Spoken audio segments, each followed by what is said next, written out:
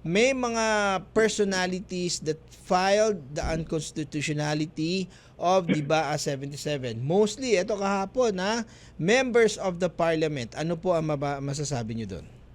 Ito naman po ay talagang karapatan ng bawat isa kung nais po nilang questionin yung Bangsamoro Autonomous Act 77 na redistricting nga po o yung reapportionment ng 7 seats. At inaasahan na rin po ito, gaya ng nabanggit ni Chairman Garcia, ito na rin po yung senaryo na nakita namin. At nakita rin po namin yung difficulty, yung challenge ng pag-implement ito. Kaya nga po naging desisyon ng Commission and Bank, hinihingi po kami ng pangunawa sa Bangsamoro Authority, hindi po namin ipinatupad ang BAA 77, bagkus bumalik po tayo dun sa orihinal na mga distrito at yun po yung patupad natin, 73 seats po. Okay. Attorney Laujanco, meron sa ating mga kababayan na nagtatanong na bakit po kailangan suspindihin yung pagprinting and pagprint ng mga balota since you have already started it, if I'm not mistaken, that's August 21, at inimprintan nyo ulit with the notion na hindi nyo matatalima yung BAA 77 at the same, a day before or a day after the BAA 77 was signed. Paki-explain lang po.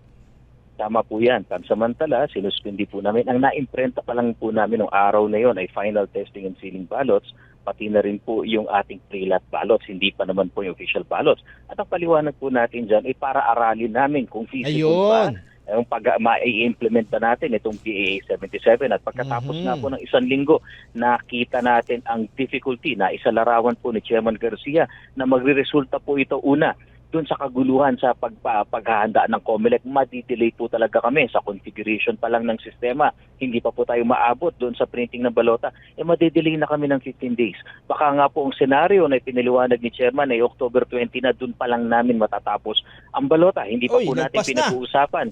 Hindi pa po natin pinag-uusapan yung senaryo na merong mga kandidato dahil hindi na nga po magsusumite ng bagong COC.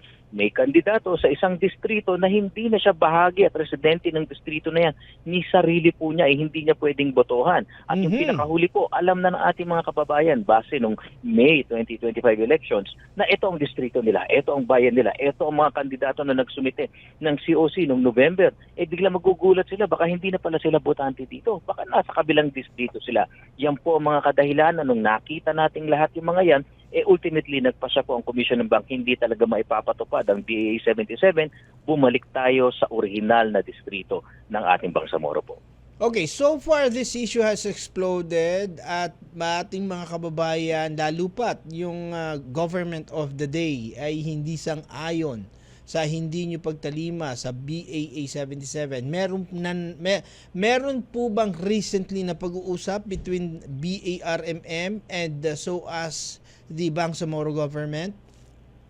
Meron naman po. Ito po kinagagalak nga pong naibalita rin ni Chairman Garcia na maayos naman po na ipaliwanag sa ating sa Chief Minister kung bakit ganito ang naging kapasyahan. At sabi nga po namin, napakaganda naman yung paliwanag na maaari itong ipatupad sa 2028. At ito nga po, pagkatapos ng pag-uusap na yan, tinuloy na kagad ng COMELEC ang paghahanda. At bilang patunay po sa readiness ng COMELEC, natapos na po yung ating balota ng Basilan, Tawi-Tawi, SDA, Maguindanao del Sur at Maguindanao del Norte. At ngayong araw din po, nasimula ng pag-imprenta ng balota sa Lanao del Sur. Yan na po yung pinakahuli. So sa loob po ng siguro ng mga 3 araw, tapos na lahat na yan at siguro po yung pag-verify na lang ang matitira sa amin.